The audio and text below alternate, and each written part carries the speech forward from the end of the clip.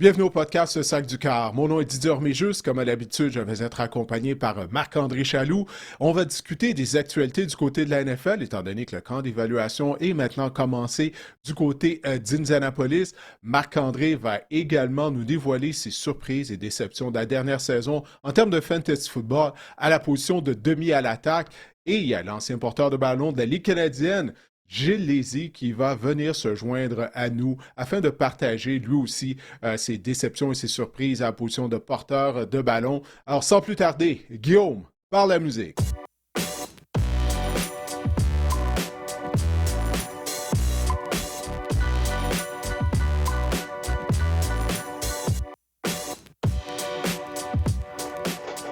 Marc-André, on en parlait il y a quelques semaines à la conclusion de la saison de la NFL, comme quoi que, en fait, il n'y a pas vraiment de saison morte, il n'y a pas vraiment d'entre-saison du côté de la NFL.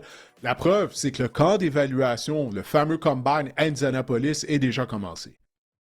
Exactement, exactement. Et les nouvelles aussi, il y en a beaucoup au cours de la dernière semaine, Didier. Et on commence rapidement avec la nouvelle concernant Kyler Murray. Selon ESPN, Didier, Kyler Murray et le DG des Cardinals, Monty Ossenfort, ne se sont pas parlé depuis la fin de la saison. Est-ce que tu trouves ça, comment tu trouves ça, Didier, que cette nouvelle-là? Est-ce que tu trouves ça spécial?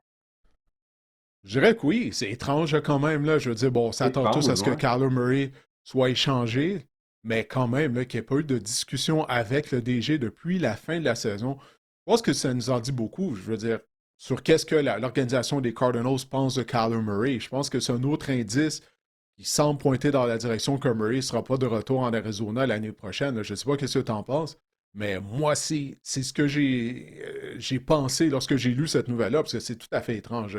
Le fait qu'il n'y ait eu aucune communication depuis la fin de la saison régulière des Cardinals.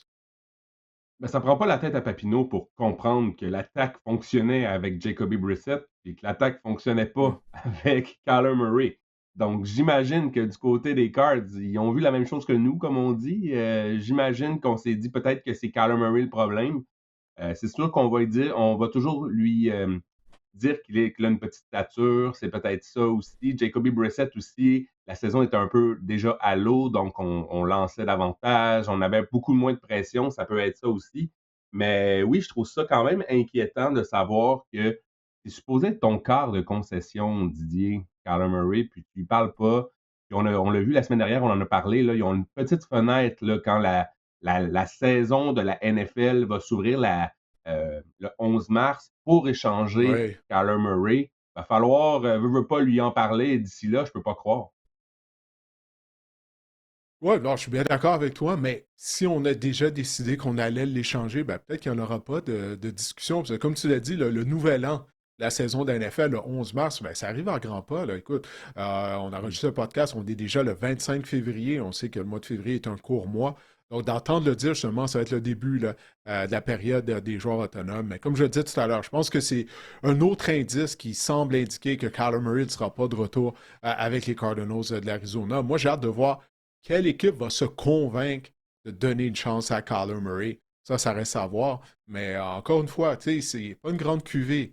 Pour le repêchage à NFL à la position de carrière, et même au niveau des joueurs autonomes potentiels à cette position-là, mis à part Malik Willis, il n'y a pas vraiment grand-chose qui est attrayant. Là. Moi, je pense qu'il va être populaire, Kyler Murray, tu vois. Je pense qu'il va avoir Ah un oui? petit line-up de déjeuner sur le plateau un samedi là, pour Kyler Murray, pour, tu sais, un line-up de 9h, 9h15. Là. Tu sais, les gens sont pas encore... quand tu vas déjeuner sur le plateau le samedi matin, tu es là vers 11h, tu vas faire une longue file. Non, mais sérieusement, Non, non, moi, je moi, fais je pas pense la qu'il file va y pour avoir... rien, Marc-André. Moi, ça fait non, longtemps que c'est j'ai sûr pris que la non. décision dans ma vie, je fais pas la file. Peu importe. Peu importe. Je vais pas attendre une heure pour aller manger. C'est pas vrai. Probablement, j'ai déjà faim. Fait que là, je vais pas attendre une heure de plus pour manger, mais faire la file, peu importe là, la situation, c'est jamais satisfaisant, non? Il me semble, là. À part, tu sais, quand On va tu as fait renouveler ton passeport, là, t'as pas le choix d'attendre de faire la file, mais même là, tu peux faire ça en ligne maintenant. Non, on pourrait moi mettre là, cette citation-là sur un T-shirt, Didier. Je ouais, ne ouais, ferai jamais la possiblement. file pour un œuf bénédictine. Didier Orméjus. Non, non, ça va pas à peine. Je vais me le faire à la maison tant qu'à ça. Ou tu vas bruncher au beau milieu de la semaine, un mardi, si ton horaire te le Ah, permet. Il n'y a personne, il n'y a pas un chat, mais là, si tu travailles de 9 à 5, naturellement, c'est plus difficile à faire. Mais aller là un samedi matin ou un dimanche matin, non merci. Non merci. Faut aller faire la file. Mais Le restaurant est tellement plein, on dirait que tu es dans une cafétéria. T'entends les gens parler et tout, c'est. En tout cas, pour moi, là, non, non merci. écoute, ça fait brancher, là, bref. Avoir des chicken waffles, puis des petits trucs, des petits cafés aussi, là, tu peux mettre sur ton Instagram. Bref, pour revenir à Kyler Murray, moi, je pense que, justement, je pense que les gens, je pense qu'il va y avoir preneur, je pense qu'il va y avoir des appels là, du côté des Cards, parce que je pense que Kyler Murray a quand même fait ses preuves, là. Oui, c'est pas facile depuis 2, 3 ans, mais je pense que dès sa rentrée, dès sa saison de recrue, les 2, 3 premières années, ça a bien été. Avec Cliff Kingsbury, ça allait quand même bien. Je pense que tu l'as dit justement, c'est pas une bonne cuvée pour les carrières. Je pense qu'il va toujours avoir preneur comme pour un gars comme Kyler Murray, un haut choix de première ronde également, là. Il y a du capital. Mais moi, je me mets dans la peau des partisans. Là. Quelle équipe qui a besoin d'un carrière? Bon, il y a les Vikings du Minnesota, encore une fois. Ça, c'est une des beautés en passant du camp d'évaluation, du combine. C'est que là, les DG tiennent des points de presse, puis généralement sont honnêtes, sont relativement honnêtes à ce temps-ci de l'année. Lorsqu'on. Tu peux. Il y a des DG qui envoient des indices, il y en a qui vont de façon plus directe. On va en parler là, dans les prochaines actualités pour nous dire qu'est-ce que l'avenir réserve à un joueur. Mais généralement, à ce temps-ci de l'année, c'est ça, là, sont pas mal honnêtes. Là. Puis si un joueur ne sera pas de retour, ou si on a l'intention de prolonger le contrat d'un joueur, on y va là, d'indications qui sont assez claires. Mais ça pour dire mon point, c'est que je ne sais pas, quelle équipe serait enthousiaste à l'idée d'avoir Kyler Murray en tant que carrière partant lors de la première semaine d'activité? Moi, c'est ça ma question. Moi, je ne sais pas pour toi. Là, si tu un partisan des Vikings du Minnesota, là, disons. Là. Est-ce que tu serais enthousiaste à l'idée de savoir, bon, ben, il va y avoir une bataille entre Kyler Murray et J.J. McCarthy là, lors du camp d'entraînement? Non, mais tu as des équipes comme les Browns, ça revient toujours. Les Browns, ça fait tellement Browns comme mouvement, tu trouves pas? Mais Oh, ouais, non, non, ouais. mais Ben là, ils ont les mains liées à cause du contrat de Sean Watson, donc ils vont pas acheter un autre gros contrat. les Au moins, il y a ça qui Steelers, va sauver les Browns. les Steelers, Ouais, tu les y penses Steelers, sérieusement? ouais, mais ben, de qu'est-ce que j'entends et de qu'est-ce que je lis, il semble qu'Aaron Rodgers va être de retour. Là. D'un côté comme de l'autre, du côté de l'organisation des Steelers, on a aimé ce qu'on a vu de la part d'Aaron Rodgers. Puis je parle pas juste sur le terrain, mais dans le vestiaire, grandement apprécié des joueurs. Apparemment, il donnait beaucoup de son temps afin d'aider les jeunes joueurs.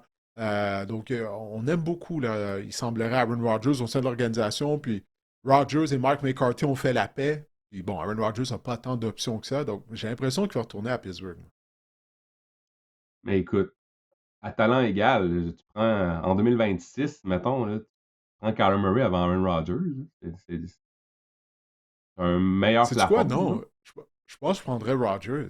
Parce que Kyler Oh, Murray, il est qui il est. Tu sais, comme tu disais tout à l'heure, du moment qu'il s'est blessé, que Jacoby Brissett l'a remplacé, l'attaque des Cardinals était meilleure. Tu sais, puis tu as vu la saison que Michael Wilson a connue, la même chose avec Trey McBride, avec Jacoby Brissett. Kyler Murray, j'ai toujours dit, il va donner deux, trois jeux spectaculaires durant la rencontre, mais il n'y a absolument rien de constant de sa part. Pas capable de compléter des passes de la pochette en raison de son petit gabarit. Je pense pas que ça va changer. Non, moi, je préférais avoir Aaron Rodgers comme carrière partant en 2026. Je sais que ça peut paraître ridicule, mais en raison de l'âge de Rodgers, mais je pense que Rodgers est un meilleur carrière tout simplement que Kyler Murray. je pense que Kyler Murray, je me mets peut-être des lunettes roses, là, parce que c'est quand même un excellent joueur fantasy. C'est peut-être ça qui brouille un peu mes Hmm, pensées, parce que Kyler Murray est quand même payant. Mais c'est vrai, quand tu y ouais. penses, On c'est pas parle un de vrai, en quart. termes de vrai football. Là. Enlève ta casquette Ouais. de gourou fantasy, on parle en termes de vrai football. Là. Mais écoute, Didier, parlant d'un gars qui pourrait aller déjeuner avec toi un mardi, Kirk Cousins, on a confirmé Ah, c'est lui qui va du côté payer, des c'est lui qui Falcons. ramasse la facture, je peux te garantir ça. Crime, oui. Et s'il y en a un qui a fait de l'argent dans sa vie, là, c'est bien lui. À signer des petits contrats. Je pense que c'est l'un des corps qui a fait le plus d'argent au total dans sa Ouais, carrière, hein, si je me souviens bien. ouais, ouais. Puis il me semble Washington l'a aidé pour ça, parce que il me semble on lui avait pas donné l'étiquette de carrière, l'étiquette de joueur de concession, je pense, en 3 années de suite, quelque chose de ridicule comme ça. Ou au moins pendant 2 années de suite. Alors, je me souviens quand il était à Washington, ça avait vraiment aidé. Puis après ça, quand il est devenu joueur autonome, il a toujours signé des gros contrats. Mais oui, non, je pense que tu as raison. Il faudrait vérifier, mais je crois Ouais. vraiment que Kirk Cousins, c'est un des carrières qui a fait le plus d'argent là, en termes de salaire dans toute l'histoire de la Ligue. C'est ça la clé. C'est signer des petits contrats, puis après petits contrats, fait que tu recommences tout le temps. Fait qu'à coût de 20 millions, au lieu de signer, en tout cas, bref. Mais tout ça pour dire que oui, le DG des Falcons, Ian Cunningham, a annoncé qu'ils vont libérer, que les Falcons vont libérer Kirk Cousins. C'est quoi, Didier? Kirk Cousins aura fait 100 millions de dollars en 2 saisons avec les Falcons. Ouais, il y a un nouveau régime. Et puis, ben, en fait, le DG, Ian Cunningham, n'a même pas voulu endosser Michael Penix en tant que carrière partant pour le début de la prochaine saison. Bon, on sait que Penix se remet toujours là, d'une grave blessure à un genou. Mais pour ce qui est de Kirk Cousins, ben, c'est ça. Là, les gens qui l'ont mis sous contrat sont plus là. Terry Fontenot est plus là. On a fait le grand ménage du côté d'Atlanta. Mais encore une fois, Marc-André, ça n'a jamais fait de sens. Tu viens de parler du montant d'argent que Cousins a empoché depuis qu'il est un membre de l'organisation des Falcons d'Atlanta. Mais souviens-toi, là, ça faisait aucun sens. Le fait qu'on a donné ce contrat-là à Cousins, puis 6 semaines plus tard, on a repêché Michael Penix. On en avait discuté, toi et moi, au moment que c'est arrivé. Immédiatement après le repêchage, comment ça faisait aucun sens. Puis on l'a vu, on n'avait pas réellement de plan du côté de l'ancien régime des Falcons d'Atlanta. Mais encore une fois, il va y avoir un marché pour Kirk Cousins en raison de la pénurie à la position de carrière. Peut-être un retour pour lui au Minnesota, étant donné que J.J. McCarthy ne semble pas être très populaire là, du côté des dirigeants des Vikings du Minnesota. Donc peut-être, en tout cas, on verra où est-ce que Kirk Cousins va aboutir, mais au moins, il a été en mesure de terminer la saison régulière en force. Tu sais, parce que je ne sais pas si tu te souviens, lors de ses Mhm. 2 premiers départs en particulier, il avait l'air d'un joueur complètement fini, mais plus la saison a progressé, euh, Cousins a mieux joué, donc il y a ça qui est encourageant. 100 millions pour 12 victoires avec les Falcons. C'est quand même, ça revient cher à la victoire quand on pense à ça du côté de Ouais. Kirk Cousins. Tu as Hey, j'ai parlé une des question pour Falcons. toi. Oui, J'ai une vas-y. question pour toi, vite, vite, avant de passer à un autre sujet. Tu me posais la question Aaron Rodgers ou Kyler Murray. En 2026, au mois de septembre, qui tu préfères comme carrière partant? Là? Qui tu préférais avoir comme carrière partant? Kirk Cousins ou Kyler Murray? Je pense que je préférais Kirk Cousins parce que je sais, encore là, sa fin de saison a été encourageante, tu l'as dit. Je pense que c'est un gars plus stable avec un meilleur plancher. Tu sais pas. Je pense que comment je dirais bien ça? Je pense que c'est un quart que tu sais un peu plus qu'est-ce qu'il va donner. Il y a moins d'imprévus, d'imprévisibilité. Puis je pense que c'est ça, Kyler Murray, qui fait peur peut-être aux dirigeants. Mais oui, je pense que Kirk Cousins, c'est un gars plus stable. C'est un gars, tu sais, qui va avoir un haut pourcentage de passes complétées. Ça a toujours été ça dans sa carrière. Tu sais que c'est un gars, oui, qui est en fin de carrière, mais qui n'est pas mobile, mais quand même, que tu peux quand même bâtir un plan en attaque, qu'on va le suivre. Comme je l'ai dit, plus de prévisibilité, un meilleur taux de passes complétées. Je pense que tu peux aller plus loin avec Kirk Cousins que Kyler Murray en ce moment. Oui, définitivement plus de constance de la part de Kirk Cousins. Ouais. D'un jeu à l'autre, tu sais à quoi t'attendre de sa part comparativement à Kyler Murray. Lorsque tu parles à tout entraîneur, qu'est-ce qu'ils veulent de la position de carrière? Dans le haut de la liste, dans les 3, 4 premiers critères, c'est toujours la constance. C'est toujours ça qu'ils vont te dire. D'être constant, d'offrir le même genre de performance semaine après semaine, quart après quart. Puis avec Kyler Murray, tu ne sais pas, c'est une boîte à surprise. Pendant un quart, il peut avoir l'air d'être le meilleur joueur sur le terrain. Lors des 3 autres quarts de la rencontre, il fait absolument rien. Donc, je ne sais pas que je veux bâcher sur Kyler Murray, mais là, après quoi, 6, 7 saisons, il est ce qu'il est là, à la position de carrière. Alors, moi aussi, je préférais avoir Kirk Cousins plutôt que Kyler Murray comme carrière. Mais c'est intéressant quand même comme discussion. Puis c'est pour ça que les Falcons, on a mentionné du côté des Falcons qu'on va appliquer l'étiquette de joueur de concession à Carl Pitts, Didier. Carl Pitts, sais-tu quel âge il a? Il n'a seulement que 25 ans. Ça fait des années qu'il est dans la ligue. Hmm. Il est encore très jeune.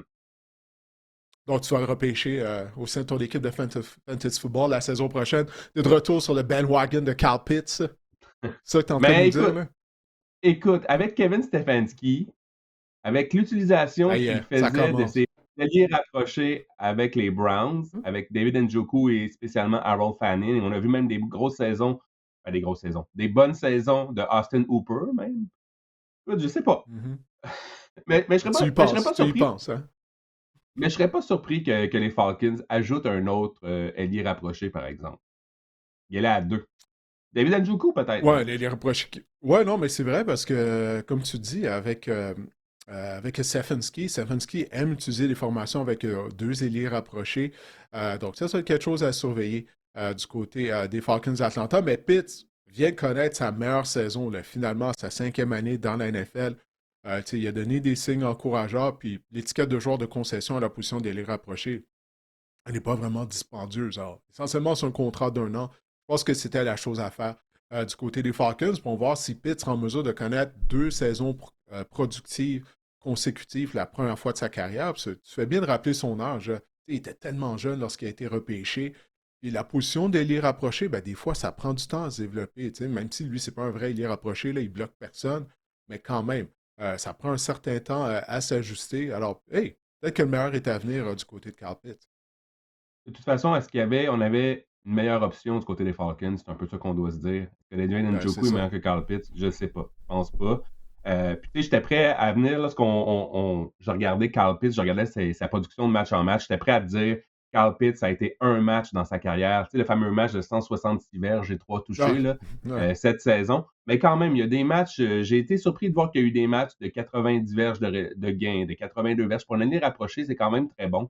Donc, Mhm. oui, moi aussi, Carl Pitts, je pense que c'est une bonne chose là, du côté des Falcons. On s'assure de Pitts, du trio, là, Pitts, Bijan Robinson, Drake London. Je pense que c'est de bon augure là, pour les Falcons. Puis avec Kevin Stefanski aux commandes, moi, je suis encouragé par ça. Là. Ouais, puis j'ai hâte de voir si durant la saison morte, Mathieu Bergeron, est-ce qu'il va signer une prolongation de contrat avec les Falcons? Parce que la prochaine saison là, qui s'en vient, ben, ça va être la dernière année de son contrat, si je ne me trompe pas. Du côté de Mhm. Mathieu, il nous avait parlé de ça durant l'été lorsqu'on l'avait interviewé. Alors, ça va être quelque chose à surveiller lors des prochaines semaines là, ou des prochains mois, parce que Mathieu Bergeron ben, est devenu là, un joueur important au sein de la ligne Ouais. à l'attaque des Falcons depuis qu'on l'a repêché. En tout cas, ben, j'ai bien hâte de voir ça. Les 49ers, ça c'est une grosse nouvelle. Didier, on apprenait hier que les 49ers pourraient libérer le bloqueur à gauche étoile Trent Williams. Là, on essaie d'en venir à des solutions au niveau contractuel. En fait, on cherche à libérer de l'espace du côté des 49ers sous le plafond salarial. Trent Williams pourrait écoper. Il devrait empocher un salaire de 39 millions de dollars cette saison, Didier. Est-ce que ça te surprend là, du côté des Niners? Et on s'entend, oui, Trent Williams, il a 37 ans, va avoir 38 ans au mois de juillet, Mhm. mais il demeure quand même, à cet âge-là, l'un des meilleurs bloqueurs à gauche du circuit.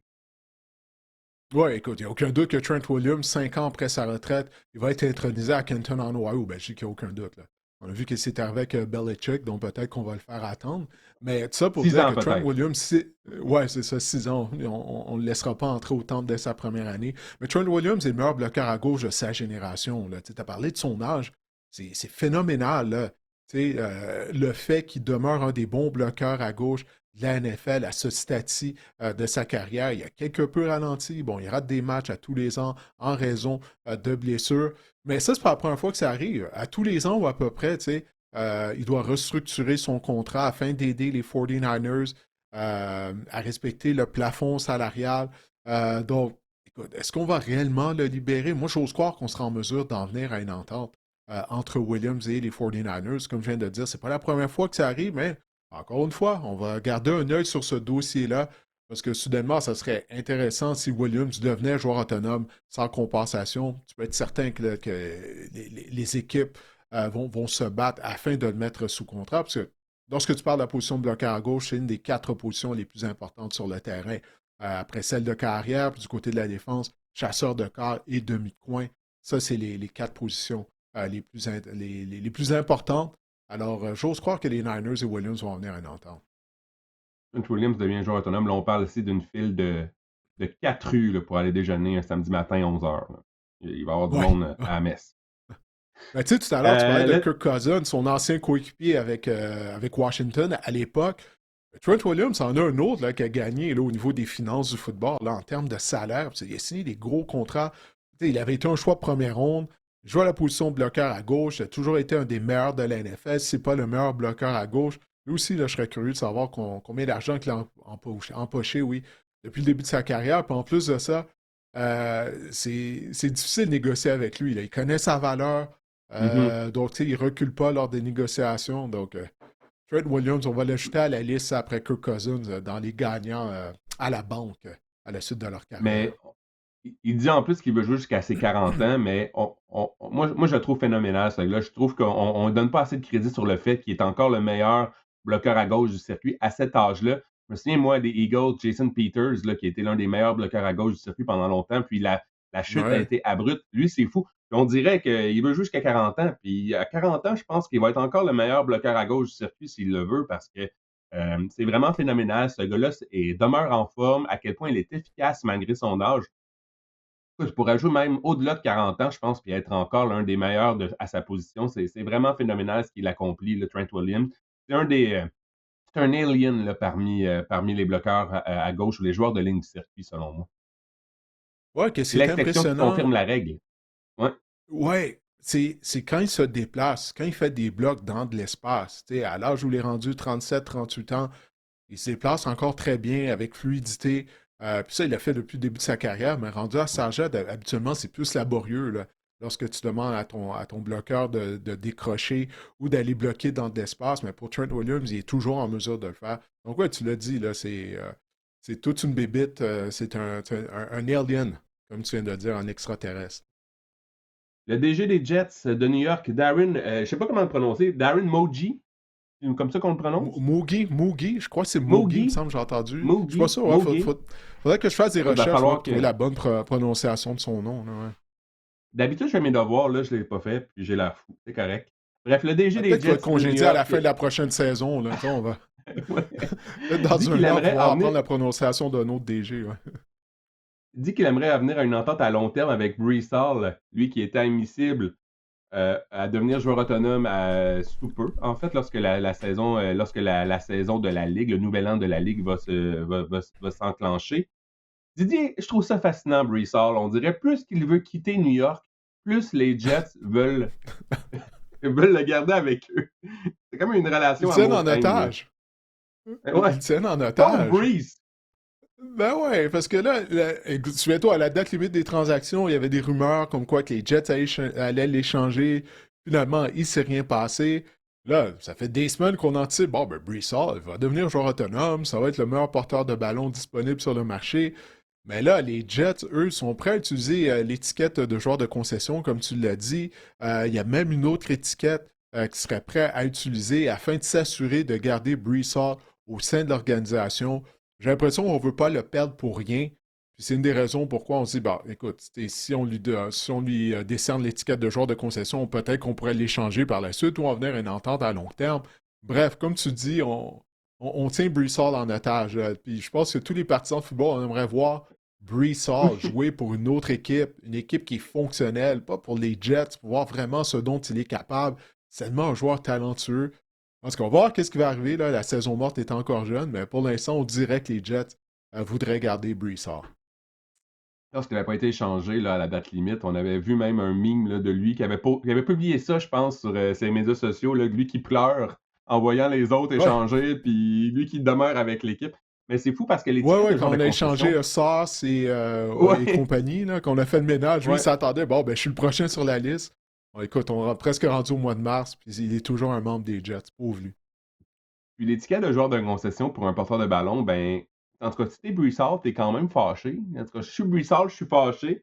Parce que oui, je vais gagner quoi? C'est 20 millions pour la prochaine saison, mais quand même, ça ralentit ou ça retarde d'un an mon autonomie, puis le fait aussi que je pourrais aller chercher potentiellement plus haut sur le marché des joueurs autonomes. Si jamais, tu sais, les blessures aux porteurs de ballon, il peut y avoir plein de choses lors de cette année-là. Donc, c'est pour Brees Hall, il ne doit pas être très, très content en ce moment de voir qu'on veut lui apposer cette étiquette-là de joueur de concession. Non, ça, c'est certain. Écoute, là, je suis en train de chercher, j'avais ça ici, la liste par position, là, en termes d'étiquette de joueur de concession. J'avais mentionné la semaine dernière, lors de l'épisode de la semaine dernière. Mm. Euh, Puis celle de porteur de ballon, c'est pas tant que ça. C'était Ouais. vraiment pas beaucoup. Écoute, c'était, ok, je l'ai ici. Tu vois, porteur de ballon, 14,2 millions. No. Donc, Ouais, c'est la. il y aurait plus que ça, Brees Hall, sur le marché des joueurs autonomes en ce moment, là. Ouais, possiblement. Possiblement, mais la position porteur de ballon, man, c'est tellement drôle, c'est tellement bizarre. Tu sais, les porteurs de ballon, moi, je crois vraiment, généralement, sont sous-payés. Ben, écoute, le montant de l'étiquette de joueur de concession le démontre. C'est le deuxième plus bas montant après les batteurs, à 6,8 millions. Et on parlait de Carl Pitts, ben, l'étiquette pour les ailiers rapprochés est de 16 millions. Donc, ça aussi, c'est pas très élevé. Mais ça, pour dire, porteur de ballon comme Brees Hall va toucher, on s'entend, Marc-André, au ballon entre 20 et 25 fois à tous les matchs. On s'entend là-dessus. Mhm. Puis, comparativement au receveur de passe ou l'étiquette de joueur de concession chez les receveurs de passe est de 28 millions. Tu sais, des receveurs qui empochent des gros, gros salaires. Puis au bout du compte, ils touchent au ballon peut-être 4-5 fois par match. Hein. C'est tout Mhm. simplement 4-5 réceptions. Fait que, en tout cas, moi, je m'explique mal. Pourquoi? Ben, je comprends, c'est pourquoi. C'est bon. Les porteurs de ballon, leur carrière est plus courte et tout, mais quand même, là, je trouve qu'il y a un grand écart en termes de salaire. Un écart qui est beaucoup trop grand. Là. Mettons qu'il joue sur son étiquette de joueur de concession avec les Jets, puis qu'il arrive une grave blessure. C'est ça aussi, là. Ouais. Tu sais, je veux dire, Ouais, là, est-ce oublie ça, le que contrat à long terme. Là. les Jets feront pas les éliminatoires la saison prochaine? Ça, c'est convaincu de ça. Si t'es Brees Hall, je sais qu'un athlète est fier puis veut toujours donner son maximum, mais tu dis, avec cette étiquette-là, est-ce que j'ai envie, moi, d'y aller à plein régime, à pleine capacité? Je sais bien que là, c'est ça. Un athlète est fier, veut toujours produire puis être le meilleur sur le terrain, au meilleur de ses capacités, mais c'est un pensée-y bien, là. C'est ta famille, Mais c'est. Mais il Ouais. n'aurait pas le choix. Il n'aurait pas le choix de jouer à sa pleine capacité. Puis c'est ça, tu sais, quand on parle de tanking, mais dans la NFL, il n'y en a pas parce que, supposons là, OK, que les Jets lui décernent l'étiquette de joueur de concession. C'est un contrat d'1 an. Mais lui, l'année prochaine, il va devenir joueur autonome, en théorie. Fait que, tu sais, il doit continuer de compétitionner. Tu sais, t'as pas le choix parce que ça va être ça sur les vidéos des matchs. Alors, c'est ça que les autres équipes vont évaluer, tu sais, afin de voir s'il donne sa pleine mesure, s'il est en santé. Donc, s'il veut faire sauter la banque l'année prochaine, tu sais, si réellement les Jets lui donnent l'étiquette de joueur de concession et qu'on n'en vient pas à une entente pour un contrat à long terme, il n'y a pas le choix que de donner sa pleine mesure. Puis c'est comme ça pour tous les joueurs. Tu sais, les joueurs et les entraîneurs. Eux, tanké, ils ne sont pas intéressés à ça, Marc-André, parce que à chaque année, tu le vois, là, il y a eu quoi, 10 nouveaux Hmm. entraîneurs-chefs. Tu sais, il y a tellement de roulements au sein de cette ligue-là au niveau des entraîneurs, des joueurs, qu'eux, ils vont toujours donner leur pleine mesure. Là, tu sais, il n'y aura pas de tanking comme on voit dans la NBA. Là. Tu sais, d'ailleurs, c'est un problème dans la NBA, là, comme ça, on a parlé lors de Hmm. la pause du match des étoiles. Mais au football, ça arrive pas, ça existe pas, tanker. Parce que Ben, il la y a eu les carrière des Raiders, joueurs là. est trop courte pour ça.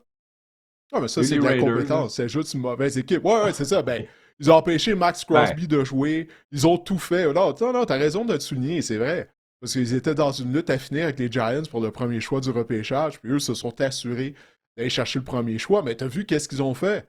T'sais, ils n'ont pas permis à Max Crosby de prendre part, je pense, quoi, aux 2 derniers matchs de la saison régulière. hmm. Après ça, Brock ils ont Bowers. placé sur la liste des blessés. Voilà, Brock Bowers. Tu sais, c'est ça. Donc, si tu es pour tanker, c'est de cette façon-là que tu peux le faire en empêchant les joueurs d'aller sur le terrain comme les Raiders ont fait. C'est Il me vraiment semble d'avoir pitoyable, les Roger Raiders, Goodell. quand tu te mets à y penser. Mais il me semble d'avoir Roger Goodell. Ah ouais, Brock Bowers, il est sur la liste des blessés à long terme. Ouais, ouais, il a mal. Ah ouais, il a mal où? Il a mal quelque part. On vous dit pas. C'est Non, mais comme. ils avaient la raison idéale. Souviens-toi de la blessure à un genou qu'ils avaient subi en début de saison. Ouais, ouais. Donc, c'est ça, mais c'est toujours drôle la liste des blessés dans la NFL. Tu sais, comme Drake May. Drake May n'était même pas sur le rapport de blessure le vendredi du Super Bowl. Après la rencontre, il a dit aux médias qu'on lui a donné une injection à son épaule droite au cours de la semaine. Puis là, il n'était même pas sur le rapport des blessures. Tu sais. Ouais. Donc, ça n'est rien comprendre. Hein. Le DG des Texans, Nick Caserio, a qualifié les rumeurs de transactions entourant CJ Stroud de stupides. Ça, c'est moi qui ai amené ça au podcast la semaine dernière. Je me sens visé. Caserio dit que son carrière n'est pas à échanger, évidemment. Donc, CJ Stroud est bien en selle, selon lui, avec les Texans. Mais moi, je continue à dire que c'est une opportunité qui te permet, se pointe le bout du nez, qu'on puisse améliorer la position de carrière du côté des Texans. On va écouter, non? Avec qui? On vient d'en parler, là, qu'on parlait des Vikings et Falcons. Avec qui? Il n'y a rien sur le marché. Ils ont emmené Aaron Rodgers à Houston. Tu sais, c'est ça, là. Il n'y a pas vraiment beaucoup d'options. Alors, Kyler mais je Murray a fait pense la pluie et le que. beau temps au Texas. Ah ouais, ça, c'est à l'école secondaire. Là. C'est fini ce temps-là, Marc-André. OK? Ça, c'est dans le passé. Là.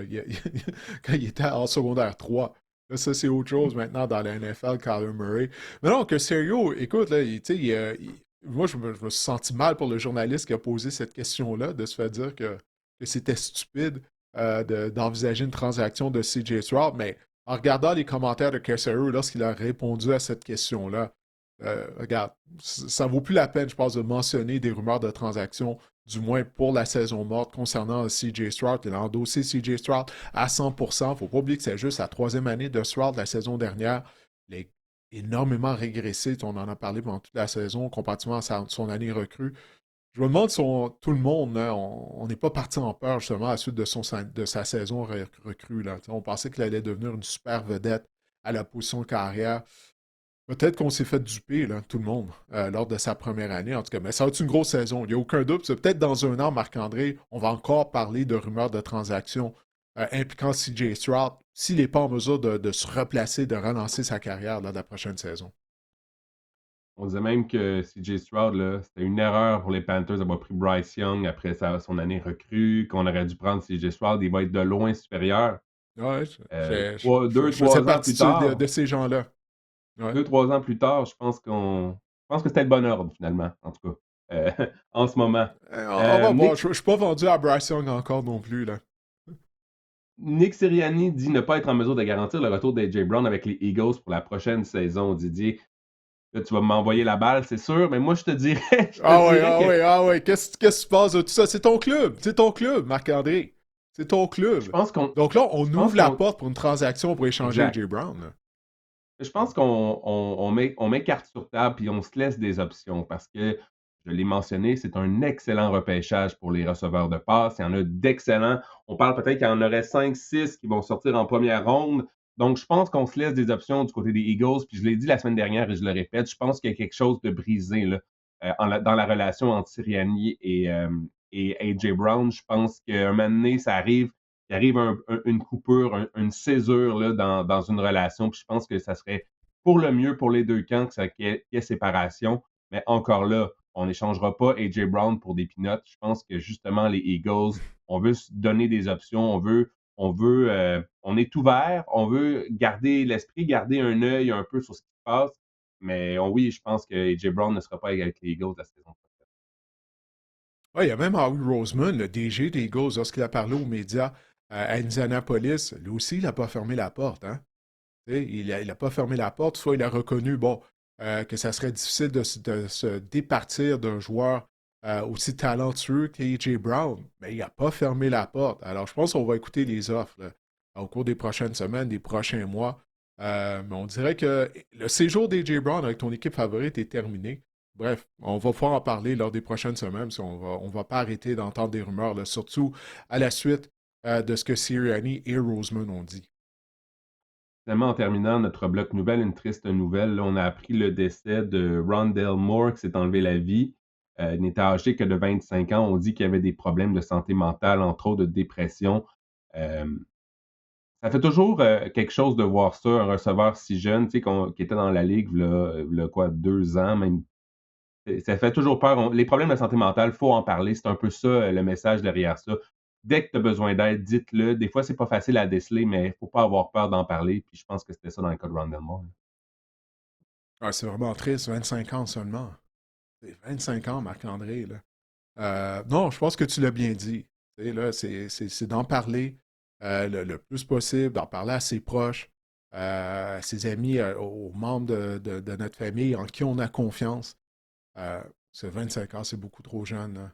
Peu importe qu'est-ce qu'il faisait dans la vie, il y a des gens qui disent ah, comment ça peut arriver, il jouait dans la NFL, ça n'a rien à voir là, avec tout ça. Là. Peu importe s'il avait 25 ans puis il avait nos professions, c'est beaucoup trop jeune. Là. Donc, non, tu l'as bien dit, c'est d'en parler puis d'aller chercher de l'aide lorsqu'on sent qu'on en a besoin, mais des fois, c'est ça, là, il y a l'ego qui entre en jeu, puis on ne veut pas Mhm. montrer de l'aide, on ne veut pas montrer qu'on a besoin d'aide.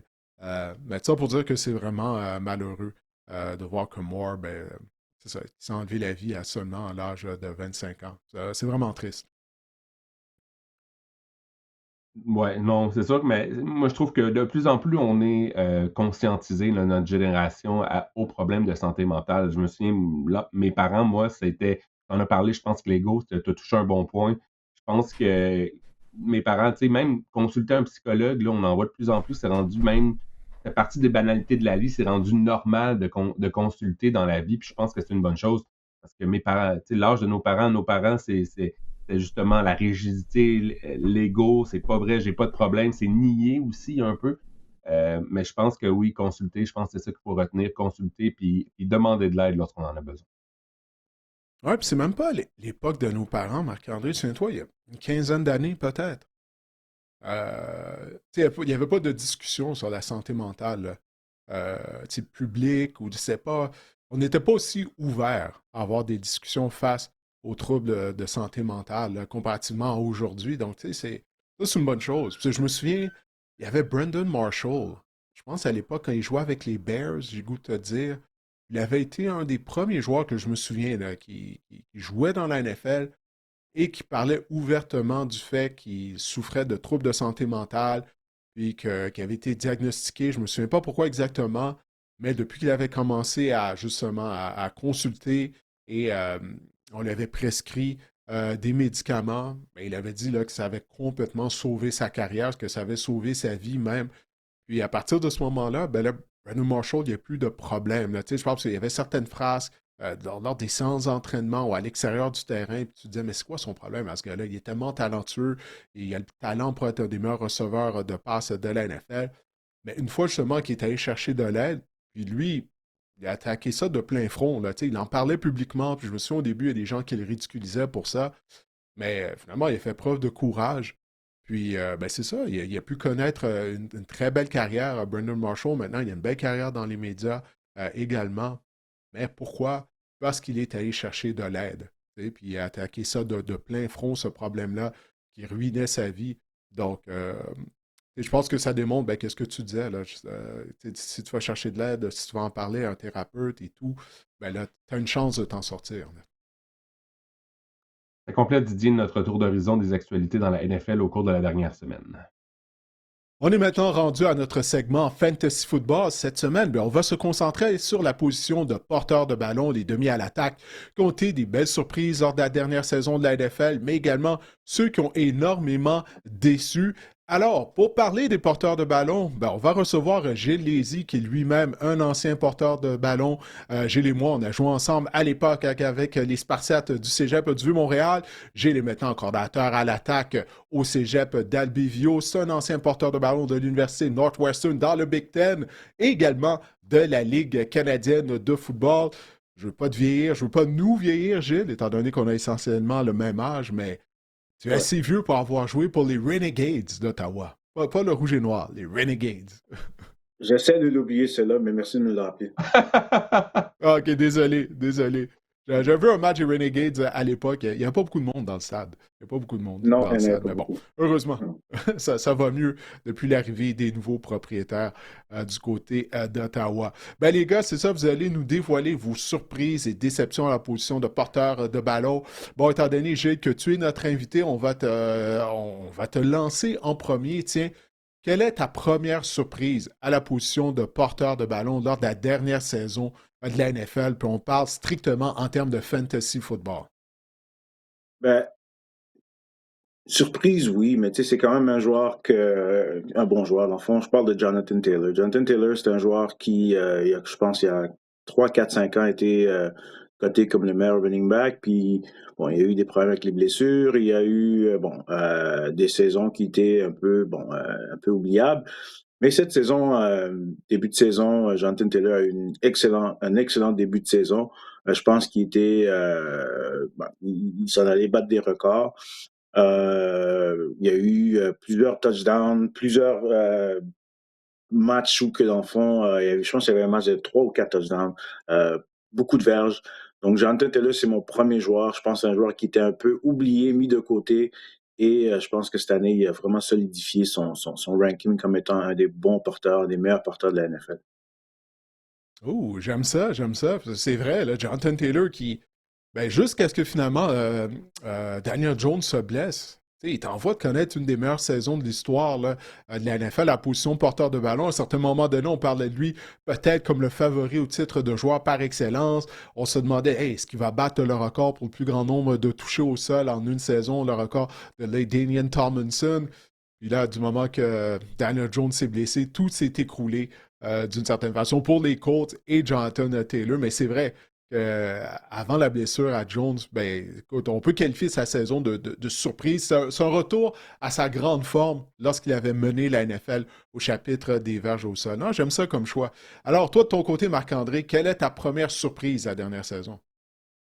Je vais vous parler de Travis Etienne des Jaguars de Jacksonville. Il est repêché comme porteur de ballon numéro 34 dans vos repêchages fantasy l'année dernière, terminé comme porteur de ballon numéro 10, terminé 12 fois dans le top 20 à la position en 17 matchs en format PPR. Pas compliqué cette année, Travis Etienne, Didier, qu'est-ce qui a été bon pour lui? Ça a été touché. Il s'est touché par la passe. 13 touchés, dont 6 par la passe. On peut voir ici l'influence de Liam Cohen là, dans le jeu aérien, ce qu'il avait fait avec Bucky Irving, entre autres, la saison précédente avec les Buccaneers de Tampa Bay. 6 touchés par la passe, c'est le deuxième plus haut total à la position de porteur de ballon pour Travis Etienne. Ce qui est intéressant, par contre, c'est qu'à la porte début, donc à l'intérieur de la ligne de 5, a converti 2 fois seulement. Il a converti 2 de ses 12 opportunités, tandis que Bishop Tootin en a converti 5 de ses 7 opportunités. Et Trevor Lawrence aussi, on l'a vu être utilisé à la porte début. Il est là avec ses jambes 5 en 10. C'est sûr que Travis Etienne va devenir joueur autonome. Je ne sais pas si les Jaguars vont vouloir le re-signer parce que ce n'est pas ce régime-là qui a repêché Travis Etienne. Et on a vu avec Bishop Tootin, on l'aime beaucoup quand même à Jacksonville. Je ne sais pas ce que ça va donner. Les joueurs fantasy rêvent de voir Travis Etienne dans l'uniforme rouge des Chiefs de Kansas City. Ça serait un mariage parfait là, à Kansas City avec Travis Etienne. Donc oui, Travis Etienne, pour moi, c'est une surprise parce qu'on se souvient, l'année précédente, donc en 2023, en 2024, pardon, ça avait été vraiment difficile. Mais vraiment, il a rebondi de brillante façon en 2025. Puis on va se le dire, l'attaque de Liam Cohen, ça fonctionne pour les porteurs de ballon. C'est ça qu'on peut en retenir. Ah, je suis d'accord avec toi. Moi, personnellement, je ne m'attendais pas à ce genre de saison-là de la part de Travis Etienne. Je ne sais pas du côté de Gilles, mais moi je pensais qu'Etienne était sur la pente descendante de sa carrière parce qu'il y a beaucoup de kilométrage, pas juste dans la NFL, mais lorsqu'il était à Clemson, il avait été utilisé. Il a joué ses 4 années avec Clemson, si je me souviens bien. Puis il touchait au ballon énormément de fois. Donc, j'ai hâte de voir ça. Pour la prochaine équipe qui va le mettre sous contrat, c'est effectivement il devient joueur autonome. Attention, là, parce que Travis Etienne a énormément de kilométrage dans les jambes. Là, rapidement, Gilles, toi, qui se t'a passé de la saison de Travis Etienne? Ben, comme tu viens de dire, la position de porteur, c'est une position que tu es sur un pitch clock, dans le fond. Donc, les portées que tu as eues l'année d'avant ou dans les années auparavant, ça vient toujours influencer un peu comment on pense que la personne va performer parce qu'on sait qu'un running back rendu à l'âge de 30 ans, mais rendu à l'âge de fin vingtaine, c'est difficile. Fait que Travis Etienne, c'est un joueur un peu dans ce style-là, c'est qu'il y a eu beaucoup de millage, beaucoup de portées. On ne s'attendait pas nécessairement qu'il fasse des bonnes choses. Comme tu disais, il y avait aussi Bixby qui était en arrière de lui, il y avait Tootin qui était en arrière de lui.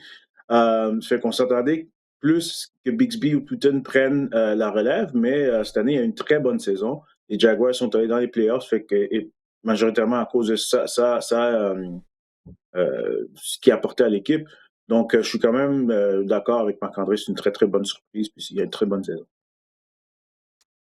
Oui, Gilles, alors quelle est ta deuxième surprise à la position de porteur de ballon là, cette année? Encore une fois, pas nécessairement une grande surprise, mais James Cook. James Cook, pour moi, c'est une surprise parce que, bon, premièrement, il a fini premier dans les verges. Mais pour moi, la surprise, c'est plus dans les touchdowns. Il y a eu 14 touchdowns l'année passée. On sait que Josh Allen, c'est un carrière qui, à la porte des buts, porte souvent la balle pour aller faire des touchdowns.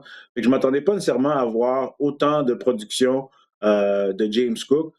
James Cook a eu une excellente saison, qui a eu des grosses performances. Donc, pour moi, la deuxième surprise de la saison 2025, c'est James Cook. Ouais, Marc-André, ta moi aussi, deuxième j'avais James surprise, toi? Cook. Oui, moi aussi, j'avais James Cook, repêché comme porteur de ballon numéro 13. Je suis d'accord avec Gilles. Terminé comme porteur de ballon numéro 5. Et on s'en souvient, là, porteur de ballon numéro 13, faut se rappeler, en août-septembre, il y a eu une dispute contractuelle là, entre les Bills et les James Cook lors du camp d'entraînement. Finalement, James Cook avait obtenu un contrat. Puis on disait souvent de James Cook que c'était un porteur de ballon entre les deux lignes de 20, que c'était pas un gars de porteur de ballon à partir de la zone payante. On utilisait les Bills cours des dernières années, des Johnson, des Ray Davis, même on avait plusieurs porteurs de ballon. Il y a un nom qui m'échappe aussi, un vétéran là, qu'on avait fait l'acquisition qui a été utilisé dans la zone payante. Mais tout ça pour dire qu'on se disait en plus que James Cook, en 2024, il avait obtenu 18 touchés. Il avait franchi tout juste la barrière des 1000 verges, 1009 en 2024, 1009 verges au sol, 18 touchés. On se dit, jamais James Cook va faire 18 touchés encore. Ben là, il en a fait quand même 14. Il en a fait, comme Gilles l'a dit, plus de 1600 verges au sol. Par contre, pour James Cook, il n'y a pas une grande contribution dans le jeu aérien, seulement une moyenne de 17 verges par match. C'est ça un peu qui limite son plafond dans le cas de James Cook. En 2025, donc cette année, il a terminé comme porteur de ballon numéro 5. Puis je pense que ça va être son plafond. Il n'y aura jamais un plafond aussi élevé que des gars comme Bijan Robinson, Jahmyr Gibbs ou même Jonathan Taylor. C'est un bon exemple. Donc, je pense que ça limite son plafond, ça limite aussi son rang de sélection. Je pense que James Cook ne sera jamais top 5. Je pense que c'est ça. Numéro 5, c'est pas mal son plafond. Puis j'ai hâte de voir à Buffalo parce que là, on est allé dans la continuité avec Joe Brady qui a été promu au poste d'entraîneur-chef. Je pense que c'est de bon augure pour James Cook. Je pense que ça va être un gars que tu vas pouvoir repêcher en début de deuxième ronde, fin de première ronde, début de deuxième ronde, qui va t'offrir un excellent plancher, mais encore là, je trouve qu'il a peut-être atteint son plein potentiel fantasy là, lors de la dernière saison. Ouais, moi, je suis toujours surpris de voir à quel point on ne l'implique pas dans l'attaque aérienne des Bills parce que lorsqu'il jouait à Georgia et puis qu'il a été repêché, justement, sa polyvalence était une de ses forces. Puis corrige-moi si je me trompe, Gilles, mais moi, je me souviens de lui à Georgia, on le détachait de la formation, on l'envoyait à la position de demi-inséré, des fois même à la position de receveur éloigné. Puis en raison de son cabaret, moi, je pensais qu'il allait devenir ce genre de joueur-là, là, tu sais, qui est une arme, si on peut dire, du côté de l'attaque.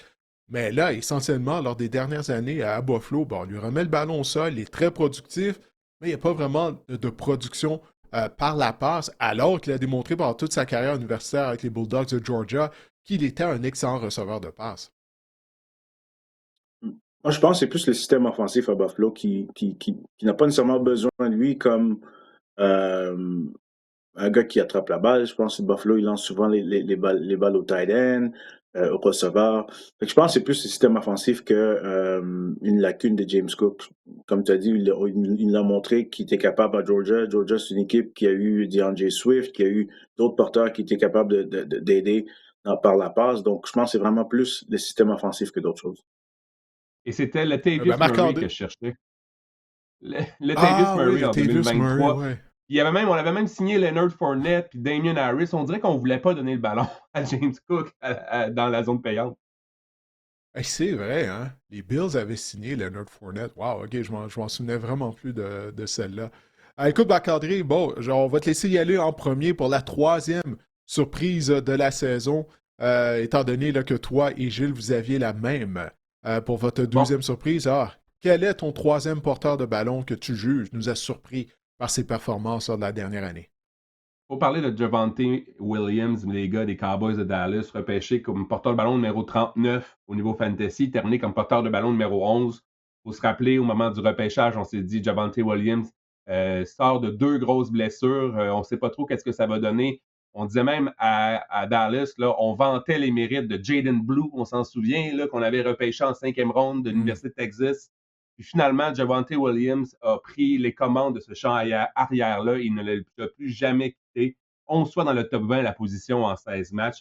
Porteur de ballon numéro 5 au total en première moitié de saison. Il y a eu un ralentissement un petit peu en deuxième moitié. Il a passé de 17 points fantasy en format PPR à 12 points par match. Mais la grande différence dans le cas de Javonte Williams, c'est qu'entre les saisons 2021 pardon, et en 2024, il a obtenu 8 touchés à l'intérieur de la ligne de 5. Juste en 2025, on lui a fait confiance et on a obtenu 10. Puis on l'a récompensé récemment du côté des Cowboys. On n'en a pas parlé, Didier. On s'est gardé la nouvelle pour ce segment-ci. Contrat de 3 ans récemment, 24 millions, dont 16 garanties à Javonte Williams. Moi, ce que ça me dit, c'est qu'on a confiance à Javonte Williams. Et au niveau fantasy, là, il va être repêché comme un porteur de ballon numéro 1, peut-être en deuxième, début de troisième ronde, fin de deuxième ronde. Ça va être intéressant, mais Javonte Williams est bien en selle avec les Cowboys. Puis c'est vraiment, comme je le disais, c'est un exemple de résilience et de caractère parce qu'on pensait que ce gars-là allait aller nulle part après une saison recrue avec Denver qui avait été quand même excellente. Par la suite, les blessures. Écoute, 16 millions garantis, 3 ans, 24 millions, un contrat à long terme. Je trouve que c'est un exemple justement de persévérance. Puis bravo Javonte Williams. Puis je pense que personne n'avait vu venir ce genre de production-là au niveau fantasy. Ouais, non, personne, absolument personne. Je me souviens au début de la saison, on ridiculisait même les Cowboys parce qu'on se disait, waouh, ils pensent vraiment jouer toute la saison avec Javonte Williams comme porteur de ballon partant dans le champ arrière. Il a été un des demi à l'attaque les plus productifs de la NFL. Alors, tant mieux pour lui d'avoir été en mesure de relancer sa carrière, comme tu l'as dit. Ben, écoutez, les gars, on va parler maintenant de vos déceptions, maintenant en position de demi à l'attaque. On va commencer par toi, Gilles. Alors, quelle est ta déception numéro 1, là? Le joueur que tu t'attendais, est-ce qu'il connaisse vraiment une bonne saison? Peut-être même que tu l'as repêché au sein de ton équipe Fantasy Football, de tes équipes de Fantasy Football. C'est comme Marc-André, tu es un mordu de Fantasy Football, tu portes plusieurs chapeaux de DG. Quel est le joueur là, qui t'a brisé le cœur cette année, là, à la position de porteur de ballon? Ben, pour moi, le premier, c'est Bucky Irving. Bucky Irving, c'est un joueur que j'avais l'année passée, pas l'année qui vient de passer, mais l'année d'avant, qui m'avait permis de gagner ma saison fantasy. C'était un joueur qui est venu, pas de nulle part, mais c'est un joueur à qui on ne s'attendait pas nécessairement qu'il allait avoir une grosse saison, qui avait une très grosse saison, et qui cette année, je pense, qui a été repêché quand même assez haut, et que ce soit par sa disponibilité, parce qu'il a manqué plusieurs matchs, ou même quand il a joué, il y a juste un touchdown au sol, puis 3 touchdowns par la passe, qui a vraiment, vraiment déçu. Je pense aussi les Buccaneers s'attendaient qu'il soit disponible et productif, et on l'a vu cette année, les Buccaneers, ils ont bien commencé la saison. Je pense que les 4 premières semaines, il y avait quand même eu des performances assez respectables, et ensuite, il s'est blessé, je pense qu'il était blessé pendant 10 semaines, et quand il est revenu, c'était plus le même joueur, c'était un joueur complètement différent. Et les Buccaneers ont fini par pas faire les playoffs. Donc, Bucky Irving, pour moi, c'est mon premier joueur qui est une déception pour l'année 2025. Marc-André, je sais que tu as d'autres joueurs, mais toi aussi, tu avais Bucky Irving. Alors pourquoi pas, ben c'est ça, continuer de parler de Bucky Irving, qui avait tellement été une belle révélation en 2024. Mais comme Gilles vient de le dire, là, il s'est blessé tôt dans la saison. Puis souviens-toi, ça a été long même avant qu'il revienne au jeu. À chaque semaine, les Buccaneers disaient ah, peut-être qu'il va revenir cette semaine. Puis finalement, on attendait, on attendait. Comme Gilles l'a dit, il a raté 10 semaines, je crois, là, lors de la dernière saison. Repêché comme porteur de ballon numéro 10, Bucky Irving, terminé comme porteur de ballon numéro 33 au total. Le problème, là, c'est que sa moyenne de verges par course est passée de 5,4 à 3,4. Donc, 2 verges de moins par course en 2025. Là, vous allez me dire, oui, mais il a été blessé. Après sa blessure, ça n'a pas été facile. Elle était de 3,3 lors des 4 premiers matchs de la saison. Donc, ça n'a vraiment pas été ça. J'ai peur, les gars. J'ai peur pour mon Bucky Irving parce que moi aussi, je l'adorais à l'aube des repêchages en 2025. J'ai peur de Sean Tucker.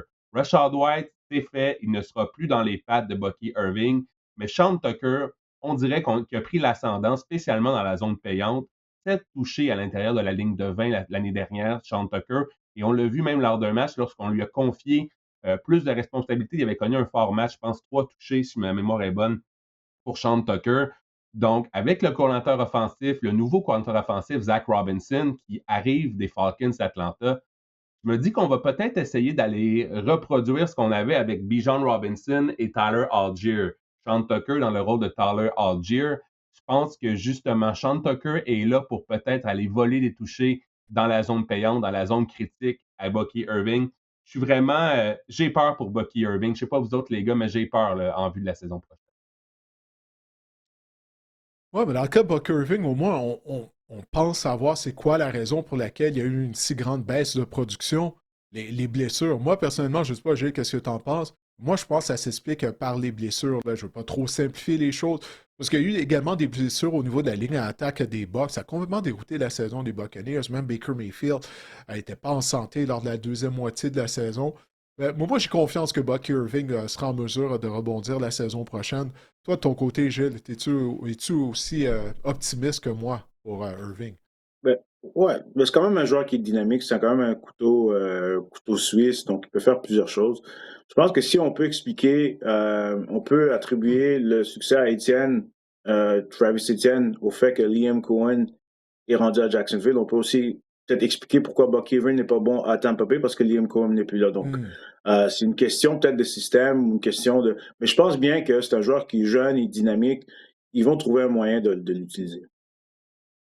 Ouais, je ne me trompe pas, les Bucks vont avoir un quatrième coordinateur à l'attaque en 4 ans ou quelque chose de ce genre. Là.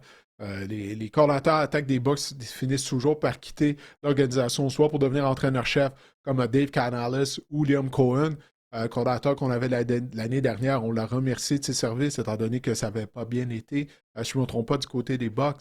On a bel et bien effectué un changement à la position de coordonnateur, là, si je ne me trompe pas. Ouais, donc c'est Zach ça. Robinson. Donc, bref. Au lieu de Josh Oui, c'est vrai. Grizzard. Bon, tu viens de le mentionner, Zach Robinson, ouais, qui arrive d'Atlanta.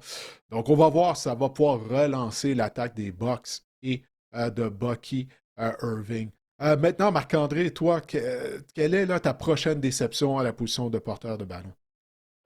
Je vais vous parler de Saquon Barkley, parce que Saquon Barkley, repêché comme porteur de ballon numéro 2, terminé comme porteur de ballon numéro 15, on se disait en 2024, il avait obtenu 482 opportunités en 2024. Ça inclut évidemment le parcours jusqu'au Super Bowl, mais on se disait, les joueurs, il y a une fameuse malédiction là, dans le cirque fantasy, la malédiction des 370 opportunités par année. Il y a seulement, au cours des 10 dernières années, 3 porteurs de ballon numéro 1 au total, comme Saquon avait terminé en 2024. Ils ont terminé dans le top 10, pas premier en nouveau, dans le top 10 l'année suivante. Devante Freeman en 2016, Todd Gurley en 2019 et Alvin Kamara en 2021. Mais on se disait, Saquon, c'est un cheval, 482 opportunités, ça va bien aller, ça va être correct pour les. Il va être encore efficace. Écoute, ça n'a pas été ça du tout du côté de Saquon Barkley. Les courses de plus de 20 verges, il en avait obtenu 17 en 2024. Il en a obtenu seulement 4 en 2025. Ça a eu un gros impact sur la production de Saquon Barkley.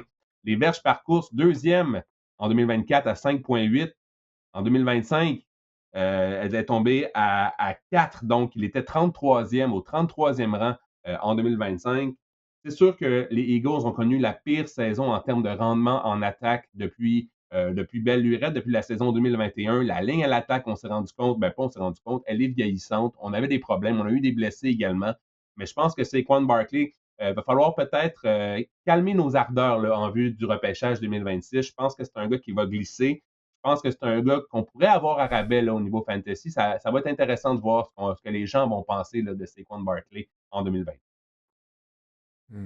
Gilles, toi, est-ce que tu as été surpris par cette baisse de régime là, de la part de Saquon? Marc-André a parlé de l'historique des porteurs de ballon qui touchent aussi souvent au ballon lors d'une saison, comme Saquon l'avait fait en 2024. Généralement, il y a une baisse de régime drastique la saison suivante. Même les porteurs de ballon qui gagnent 2000 verges, historiquement, ils ne sont pas en mesure de connaître une bonne saison l'année d'après. Est-ce que tu as été surpris de voir ça? Que finalement, l'histoire s'est répétée pour Saquon. Je suis pas surpris de la baisse de régime. C'est sûr que 1100 verges, c'est pas nécessairement à quoi on s'attendait. Mais l'offensive des Eagles était atroce l'année passée. Ils avaient de la difficulté, il y avait des matchs où il y avait de la difficulté à bouger la balle, avoir des first downs, lancer la balle, attraper des. Donc l'offensive des Eagles était atroce. Donc j'attribue ça vraiment beaucoup plus à l'offensive des Eagles. Je pense que Saquon a été en santé, il était là. Et quand Saquon est en santé, disponible à jouer, d'habitude, il fait bien, mais je pense que l'offensive des Eagles ne l'a pas aidé. Non, mais le sauveur est arrivé à Philadelphie, Sean Mannion, le nouveau coordonnateur. C'est lui là, qui va sauver tout ça. Écoute, ça fait juste 2 ans qu'il coach en plus. En tout cas, on va voir ce qui va arriver là, avec les Eagles, mais personnellement, je suis pessimiste. OK, Gilles, maintenant, quelle est ta prochaine déception là, à la suite de la saison 2025? La prochaine déception, c'est Josh Jacobs. Josh Jacobs, je pense qu'on s'attendait plus de lui. Il y a quand même eu, je pense, il y a eu 13 touchdowns, fait que c'est pas nécessairement mauvais en termes de production, en termes de points, mais seulement 929 verges. Quand j'ai vu ces statistiques, je me demandais, y a-t-il manqué des matchs? Il n'a pas vraiment manqué des matchs. Il a manqué 2 matchs, il a joué 15 matchs. Je pense qu'il était peut-être blessé à certains moments, mais pour moi, on s'attendait plus de Josh Jacobs. Je pense que l'année d'avant, il y avait une meilleure saison, une beaucoup meilleure saison qu'il y a eu l'année d'avant. Donc pour moi, la deuxième déception, c'est Josh Jacobs. Marc-André, toi, de ton côté, quelle est ton autre déception en position de porteur de ballon? Ah, les gars, on pensait tous que Ashton Genty allait devenir un Ah, joueur vedette, une superstar dès l'an 1, mais c'est pas ça du tout qui s'est ouais. passé. Repêché comme porteur de ballon numéro 6, on le repêché en première ronde, Ashton Genty, terminé comme porteur de ballon numéro 13.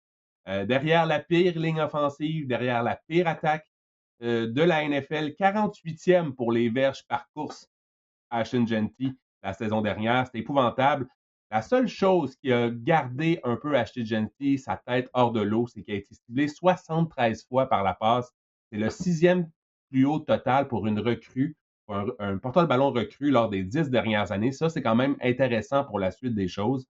Il y a 37% de sa production en 2025, les gars, qui a été réalisée dans 3 matchs.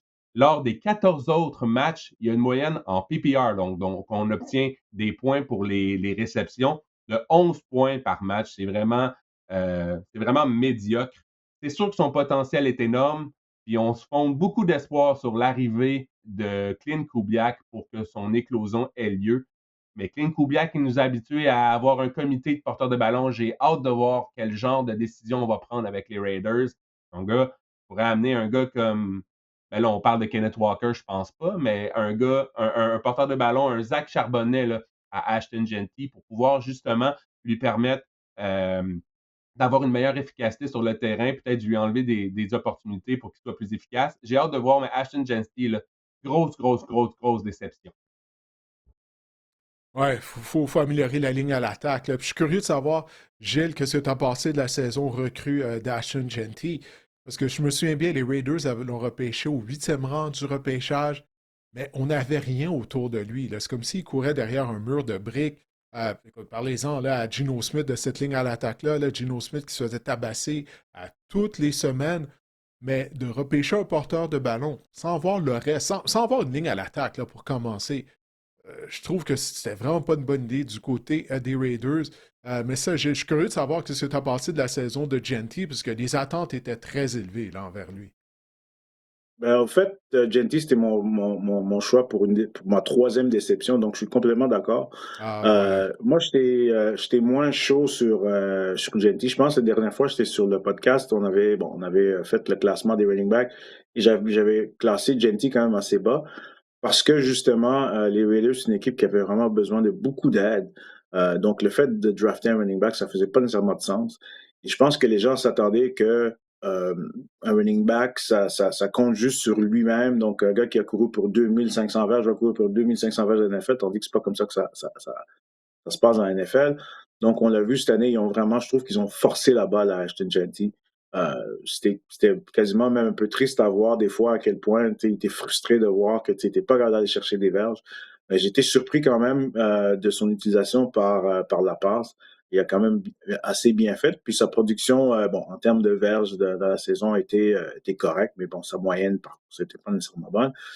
Je pense plus, si on regarde vers les porteurs recrues, un gars comme Kyle Monangai, dont j'aurais voulu parler.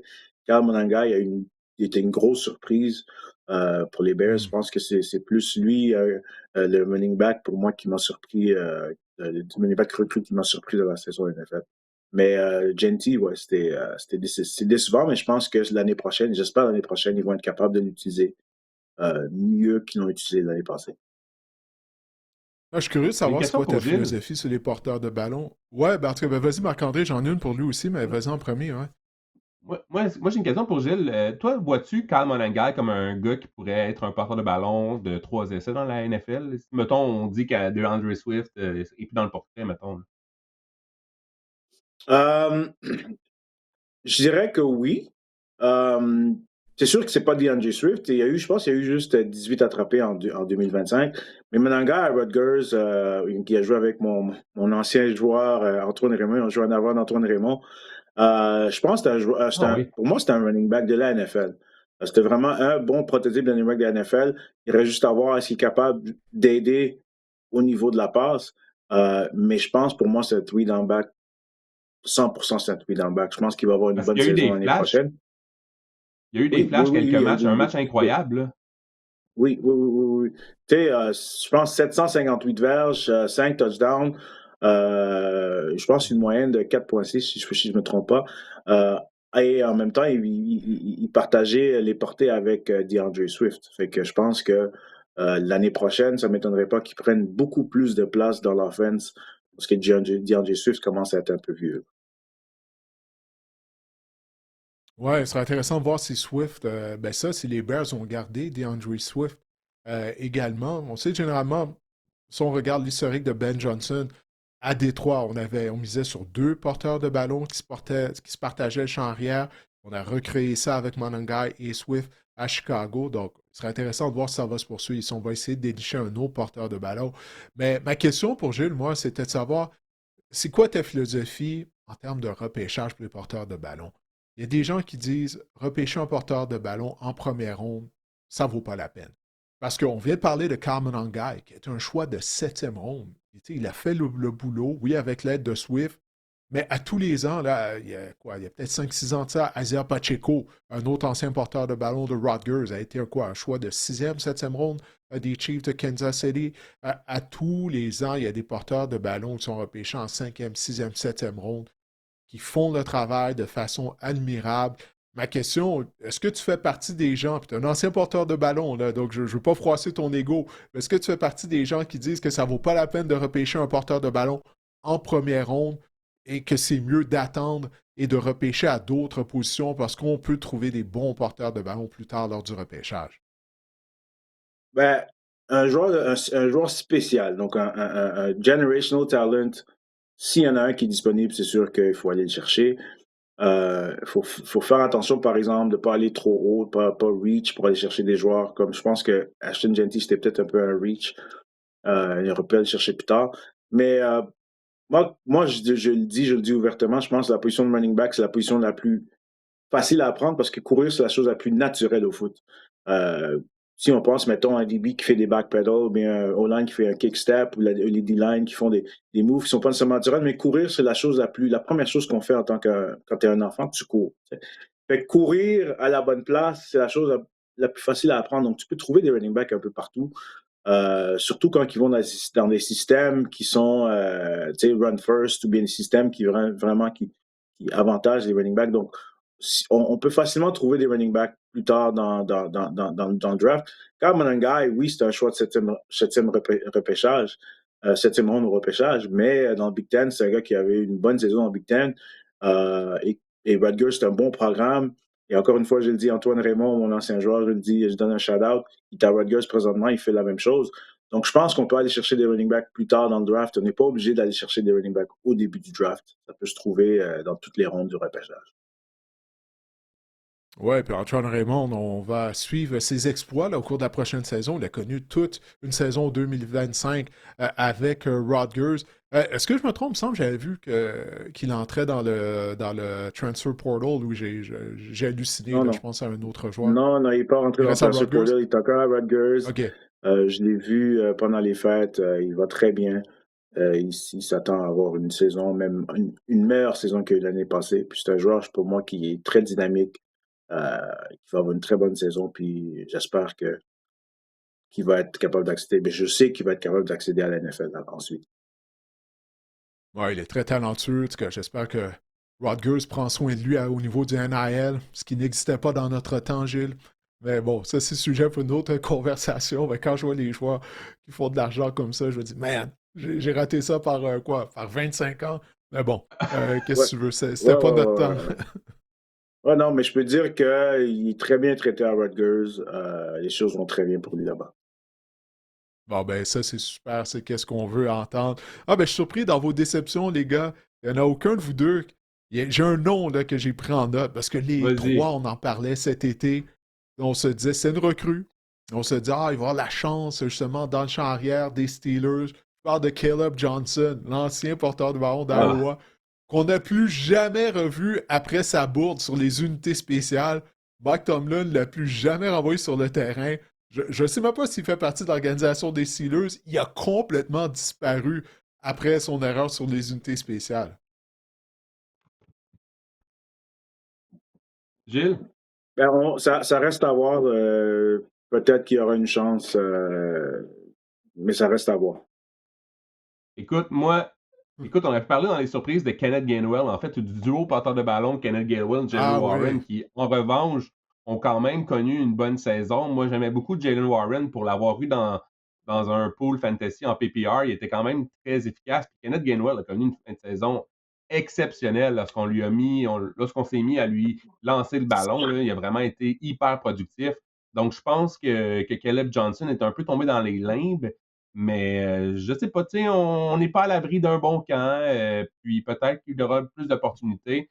C'est souvent ça avec les porteurs de ballon recrues, c'est d'avoir des opportunités et de la saisir.